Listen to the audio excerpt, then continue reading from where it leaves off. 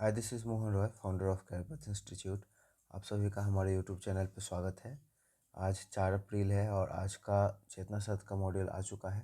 तो चलिए हम लोग सीधे चलते हैं अपने मॉड्यूल के ऊपर और देखते हैं कि आज के चेतना सत्र में क्या हम लोग को दिया गया है। ठीक है, तो देख सकते हैं ये हम लोग का ये 4 अप्रैल का है। थोड़ा सा मैं पेन का कलर चेंज करूँ, पेन दिखता नहीं है। तो ये हम लोग का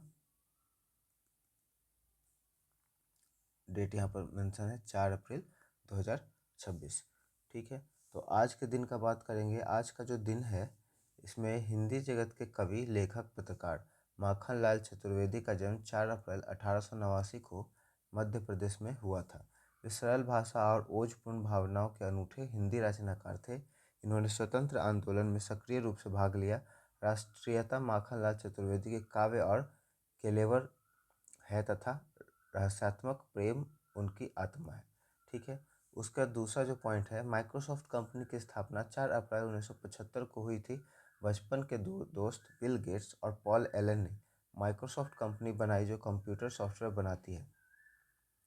4 अप्रैल 1949 को वाशिंगटन डीसी में नॉर्थ अटलांटिक ट्रीटी पर 12 देशों ने साइन किए और सैन्य संगठन नाटो का जन्म हुआ। ठीक है, तो नाटो जो भी चर्चा में है क्योंकि ईरान से लड़ाई हो रहा है, अमेरिका का और इसराइल का, तो उसमें बहुत सारे देश हैं, यूरोप के देश हैं जनरली, उसके सदस्य हैं। उसका शुरुआत क्या हुआ था? 4 अप्रैल 1949 को हुआ था।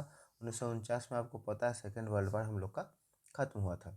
ठीक है, आज इसे दुनिया का सबसे महत्वपूर्ण मिलिट्री अलायंस के तौर पर देखा जाता है। इसका मुख्यालय ब्रुसेल्स, बेल्जियम में है। ठीक है, उसके बाद आज का विचार।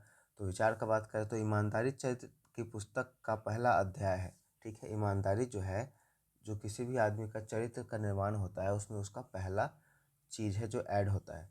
सद्गुण वह नहीं जो हम कभी कभी करते हैं, बल्कि वह है जो हमारी आदत बन चुका है। ठीक है, सद्गुण मतलब अच्छे गुण जो हम लोग डेली बेसिस पर करते हैं, वो हमारे सद्गुण हैं। ईसाई धर्म के संस्थापक कौन माने जाते हैं? ईसा मसीह। सिख धर्म की स्थापना किन्होंने की थी? गुरु नानक देव ने। भारतीय राष्ट्रीय कांग्रेस की पहली महिला अध्यक्ष कौन थी? Annie Besant. याद रखिएगा, ये इंपॉर्टेंट है आपके कम्पिटिटिव एग्जाम के लिए। बटरफ्लाई शब्द से संबंधित है? तैराकी। ठीक है, ये इंपॉर्टेंट है। उस्ताद बिस्मिल्लाह खां कौन सा वाद्य यंत्र बजाते थे? तो शहनाई बजाते थे। ठीक है, रीजनिंग है, आप रीजनिंग कर लीजिएगा यहाँ से। कुछ वर्ड है, जूनियर का अपोजिट सीनियर, प्रॉफिट का अपोजिट लॉस, अटैक का अपोजिट डिफेंड, अपीयर का डिसअपीयर, यूनिटी का डाइवर्सिटी, होप का डिसअपीयर। ठीक है, उसी तरह से स्वार्थी का होता है केवल अपना भला चाहने वाला व्यक्ति। विनम्र का मतलब होता है शालीन या नम्र स्वभाव वाला। परिश्रमी का होता है मेहनत करने वाला। सहनशील का होता है बर्दाश्त करने वाला। अनुशासित का होता है नियमों का पालन करने वाला। धैर्यवान मतलब धीरज रखने वाला। ठीक है, प्रेरक प्रसंग है, इसे हम लोग देखेंगे क्या है आज के प्रेरक प्रसंग में। आशित रंजन भट्टाचार्य का जन्म 4 अप्रैल 1915 ईस्वी को हुआ था। भारतीय स्वतंत्रता संग्राम ऐसे क्रांतिकारियों के बलिदान से भरा है जिन्होंने अपनी चिंगारी से युगों को रोशन किया और परंतु जिनका नाम इतिहास के पन्नों में कहीं खो गया, मतलब उसके बारे में हम लोग जानते भी नहीं है। आशित भट्टाचार्य ऐसे ही क्रांतिकारी थे। यह घटना 1933 की है। बंगाल के क्रांतिकारी समूह अनुशीलन समिति। ठीक है, आपके लिए वर्क है कि अनुशीलन समिति की स्थापना किसने किया था, ये ढूंढ कर आप बताएंगे। को हथियारों और प्रचार सामग्री के लिए धन की भारी आवश्यकता थी। आशित रंजन भट्टाचार्य ने उनके साथियों ने असम के हबीबगंज, अब बांग्लादेश में है, के पास एक डाक ट्रेन को रोकने की योजना बनाई। यह कार्य अत्यंत जोखिम भरा था क्योंकि वहां पुलिस का कड़ा पहरा रहता था। कार्यवाही के दौरान भीषण संघर्ष हुआ। पुलिस की ओर से गोलियां चली और क्रांतिकारी ने भी डटकर मुकाबला किया। इस मुठभेड़ में एक पुलिसकर्मी मारा गया। आशित रंजन और उसके कुछ साथी पकड़े गए जबकि बाकी क्रांतिकारी भागने में सफल रहे। जेल के भीतर अंग्रेजों ने आशित रंजन पर अमानवीय अत्याचार किए। वे जानना चाहते थे कि बाकी साथी कहाँ छिपे हैं और इस पूरी योजना का मास्टरमाइंड कौन था। उन्हें भूखा रखा गया, घंटों पीटा गया, लेकिन 18-19 साल के इस नौजवान ने ओठों से एक शब्द नहीं निकाला। आशित रंजन जानते थे कि यदि उन्होंने एक भी नाम लिया तो पूरी क्रांतिकारी दल संकट में पड़ जाएगा। उन्होंने मुस्कुराते हुए हर कोरा सहा। अदालत में जब उन्हें फांसी की सजा सुना गई तो उनके चेहरे पर दुख के बजाय एक अलौकिक तेज था। उन्होंने जज से कहा, मेरा शरीर नश्वर है लेकिन मेरी आज़ादी की तरफ हजारों युवाओं के भीतर जिंदा रहेगी। 2 जुलाई 1934 को सिलहट जेल में उन्हें फांसी के फंदे पर लटका दिया गया। और ये सिलहट जेल कहाँ है आप ये भी बताएंगे। ठीक है, अब 9th-10th के लिए है। ठीक, और ये हम लोग का सेम होता है। सीधे हम लोग चलते हैं आज के विचार के ऊपर।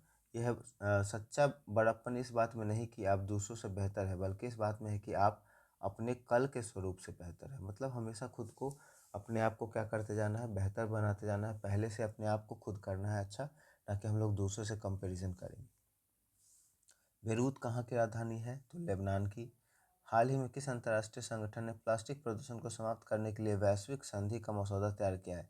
संयुक्त राष्ट्र पर्यावरण कार्यक्रम UNEP। भारतीय नौसेना ने हाल में ही होने वाले परमाणु सक्षम पनडुब्बी का नाम क्या है? यह है INS अधिरमन। हूती संगठन किस देश में सक्रिय है? यमन में। ठीक है, आगे हम लोग चलेंगे, देखेंगे। चीन की साम्यवादी क्रांति के नेता कौन थे? माओ त्से तुंग।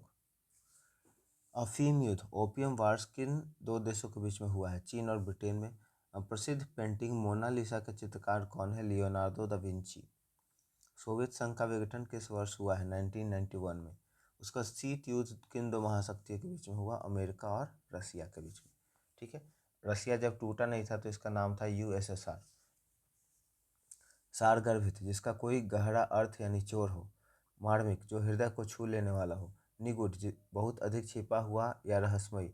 स्वयंभू, जो अपने आप उत्पन्न हुआ है। प्रामाणिक, जो सबूतों से सिद्ध हो। ठीक है, एक्स्ट्रावेजेंट, फिजूल खर्च, फ्रजल, किफ़ायती, कंजूस। हॉस्टाइल, शत्रुतापूर्ण। एम्बिकेबल, मित्रतापूर्ण। इनेट, जन्मजात। एक्वायर्ड, सीखा हुआ। जुडिशियस, विवेकपूर्ण समझदार। इम्प्रूडेंट, अविवेकपूर्ण नासमझ। अब यहाँ पे बिहार विशेष कुछ है। बिहार के किस जिले में तेलहर कुंड जलप्रपात है? कैमूर। बिहार विशेष पर आपको ध्यान रखना है, जो भी बिहार से रिलेटेड एग्जाम है, जैसे दरोगा हो गया, BPSC हो गया, या बिहार SSSC हो गया, उसमें इस तरह के क्वेश्चन पूछने का चांसेस रहता है। बिहार के किस जिले को ज्ञान की भूमि कहा जाता है? तो ये हो जाएगा हम लोग का नालंदा। बिहार के 3 कठिया व्यवस्था के तहत 1 बीघे में कितने कट्ठे पर नील की खेती करनी अनिवार्य थी? है ना, तो ये 3 कट्ठा है। और इसी के लिए गांधी जी को बुलाया गया था, जिसमें सबसे पहला गांधी जी ने एक्सपेरिमेंट किया था किसका? सत्याग्रह का। बहुत इंपॉर्टेंट ये है 3 कट्ठा प्रणाली, है ना, जिसमें नील आंदोलन के नाम से भी हम लोग जानते हैं।